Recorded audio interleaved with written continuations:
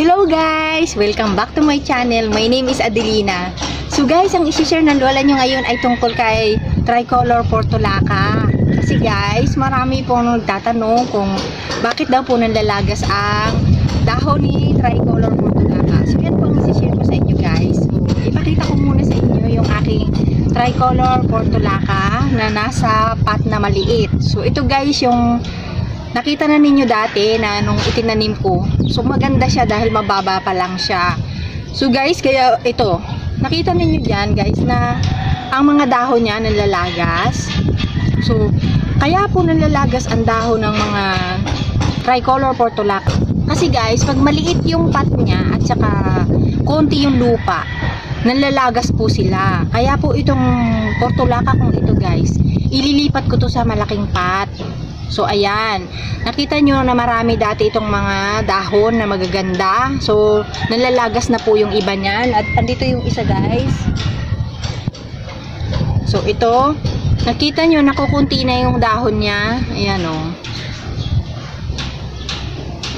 So yan po ang dahilan kung bakit nalalagas ang ating mga dahon ng Portulaca Tricolor na babaliktad eh. So yan po yan. Kaya ito guys na dalawang ito, ililipat ko po ito sa mas malaking pot. Kasi tingnan nyo itong malaking pot ko, maganda yung tubo niya. So ito kasi guys, mababaw lang yung kanyang lupa. Tingnan nyo, kasi yung pot niya maliit lang. Oh. At saka nanlalagas siya kasi maliit yung pot at saka konti yung lupa. So ganyan. Tapos diligan po natin ito guys pag tuyo na po yung lupa niya, sa kanyo didiligan. Kasi si Portulaca po, pag nasobrahan sa tubig, matutunaw siya. Yung katawan niya, madaling matunaw pag laging basa. So, dinidiligan ko lang po ito kapag natuyo na. So, sa sobrang init po dito sa aming rooftop, kahit araw-araw ko po siya diligan, natutuyo po kasi kaagad yung lupa niya. Kaya, minsan araw-araw. So kung hindi naman po sobrang init, basa pa naman yung lupa niya, hindi ko pa po dinidiligan. So hinihintay ko munang madry yung kanyang soil bago ko po siya dinidiligan. Ayan, pagkatapos, yun nga po, ang kailangan po niya ay maraming lupa at saka malaki yung kanyang pinagtataniman. So ito guys, tingnan nyo, yung nandito ko, malaki guys. So ang ganda niya, nakita nyo marami siyang bulaklak. Hindi nanlalagas guys yung kanyang mga dahon kasi nasa malaki siyang pot. Pwede ko kayang buhatin. Mabigat. Ayan. So i-focus ko na lang po sa inyo guys. Wait lang po ha. Ay, mahirap kasi mag-set up ng camera. Nahirapan po ako guys. So buhatin ko na lang po. Pasensya na po kayo.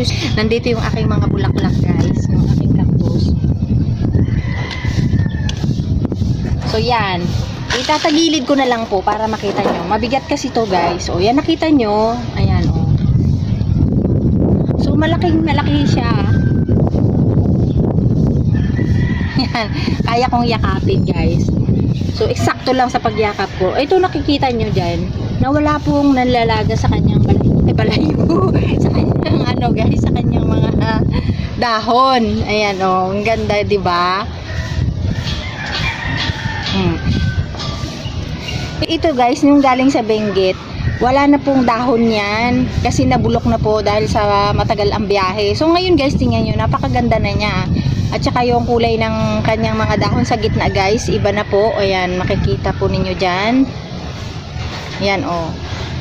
So ayan, mas maganda guys na itanim natin ng ating mga Portulaca Tricolor sa malaki pong lalagyan, sa malaking pot. So ito guys, ginawa ko lang ito. Yan, gawa na lang po tayo ng ating mga DIY pots kung gusto po ninyo. Pwede naman po kayong bumili ng mga pot na malalaki. So ayan, titigan po ninyo guys, ang ganda niya.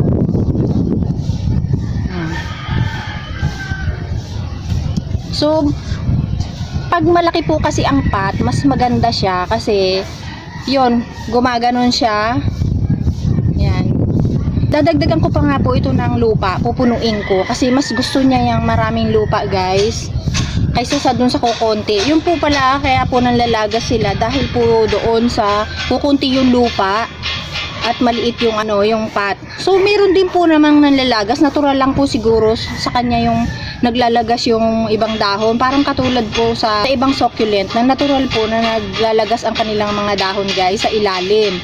So ayan, normal lang po siguro yun. Kasi dito mayroon pong konti na nalaglag ang dahon niya. So yung doon sa maliit, mas marami pong natatanggal doon kasi maliit po yung kanyang pot. So ayan, namulaklak na siya ng marami guys. So mas maganda po talaga kung malaki yung pot niya. So nakita nyo yan.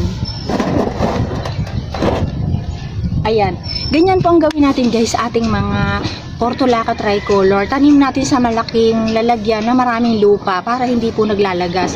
Kasi ito guys, ang ganda-ganda nito nung nakita ninyo na ipinost ko sa Facebook at saka nung aking binidyo na ang ganda niya dahil bata pa lang siya, mababa pa lang. So pag malaki na siya, ang humahaba na yung kanyang mga katawan, ayan. So naglalagas yung kanyang mga leaves. Katulad nito guys, ang konti lang ng lupa nito, makikita nyo dyan oh. So ayan, yan po ang ating naging problema kung bakit naglalagas ang ating dahon ng Portulaca tricolor. Ang ganda pa naman po ng dahon niya pero nalalagas siya, sayang, 'di ba? Kaya gawa natin ng malaking pots guys. O bumili tayo ng malaking pots. Dito na ako pumuesto, din ako pumuesto sa table ko. At saka napansin nyo guys na wala na po yung aking bubong kasi nadaganan na yung aking mga succulent kasi bumagsak na, medyo lumakas yung hangin. Alam naman po ninyo na ang ginawa ko hindi masyadong matibay kasi pinatong-patong ko lang para magkaroon ng bubong kasi sobrang lakas talaga ng ulan dito. Hindi siya masyadong mahilig sa tubig guys. Ayan. Tapos na tayo doon guys sa Portulaca kung bakit naglalagas yung mga leaves nila. So ganun yung gawin natin guys. So i-share ko sa inyo guys, dugtong ko na lang yung mga bulaklak ng aking cactus guys. Yun, nandito nakita nyo sa aking harapan. Namulaklak na naman. So ito mga cactus ko guys, hindi siya nawawala ng bulaklak. Lagi pong meron. Pag may natatapos na, meron na naman po. So iyan no. Ang ganda niya. So ito si Gymnoblack kasi guys, masipag talaga siyang mamulaklak. Ayan. Ang dami-dami. Namulaklak na po ito ng marami noon eh. Tapos ngayon, mayroon na naman po siya. Pagkatapos guys, mapapansin nyo, marami na siyang bulaklak pero may maliliit pa rin siyang bulaklak na susulpot. Pagkatapos nito, so tuloy-tuloy siya guys. Pagkatapos nito, meron na naman siya. O yan. O ito rin po, ang dami niyang bulaklak guys. So nakakatuwa yung aking mga cactus. Itong Gymno talaga, ang sipag niyang mamulaklak. So Gymnoblack guys, mahal ito. Kasi rare po itong cactus na to guys eh. Ayun. So tingnan nyo guys, itong pinakamaliit, yung pinaka baby niya. Kung kailan po yung baby, yun po yung pinakamarami niyang flower na nakapaligid sa kanya guys. So, makikita po ninyo dyan. So pag bumuka na yung ibang bulaklak dyan, meron na naman pong another na bubuka. So ayan. So marami na siyang mga babies. O yan guys, ang ganda diba guys? Oh. So yung isa ko doon sa malaki kong pot na pollinate ng butterfly. Kung napo-pollinate lahat ng butterfly yung aking mga bulaklak guys, ang dami-dami ko na sanang buto. Marami na sana akong seed guys. Kaso isa lang yung pinollinate na hindi ako marunong pollinate eh. Pwede rin, try ko na ilipat-lipat din kasi di ba po pag ililipat lang doon sa kabila, ayun, crossbred yan. So ito guys, yung nabili ko tong baby pa lang. Ang liit, tapos mahal siya. Sobrang liit lang siya noon. Kasi gustong-gusto ko magkaroon nito noon, kaya binili ko siya kahit mahal. So ito, ang laki na niya ngayon nung nandito na ako sa rooftop. So meron siyang flower. So namulaklak na po ito. Namulaklak naman siya uli ngayon. Ayan, hindi pa bumubuka. So halos sabay-sabay bubuka yan guys. Tapos yung aking pink naman, isa lang ngayon ang bulaklak. Dati marami siyang bulaklak. So ngayon, isa lang po yung bulaklak niya guys. Oh. Ayan oh. Tinubuan ng jellyfish. Nahuhulugan ng jellyfish guys. Kung saan-saan pa, tumutubo na sila. So ayan, ang mga jellyfish ko nagkalat. So ito, iisa lang yung flower niya. Tapos i-share ko na rin po sa inyo guys ang bulaklak ng aking Vietnam rose kasi namumukadkad sila ngayon, mamaya po wala na.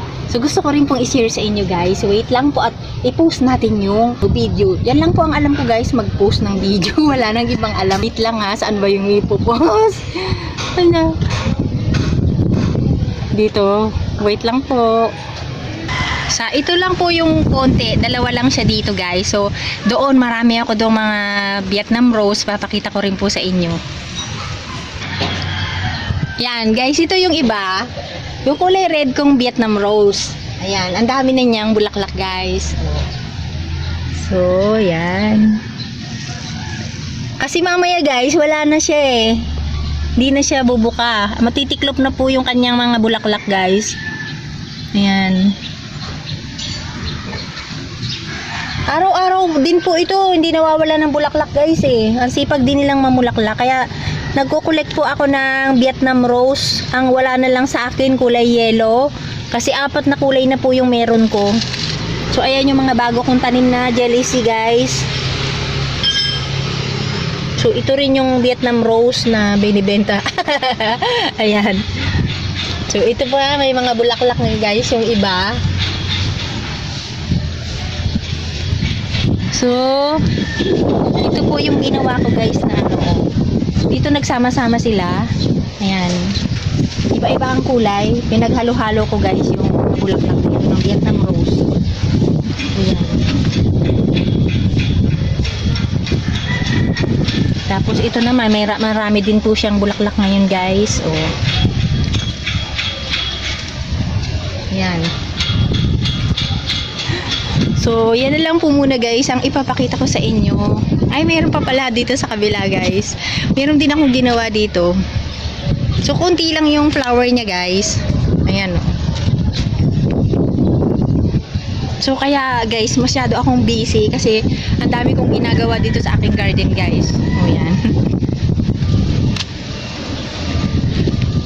So, yun na lang po guys ang aking share sa inyo.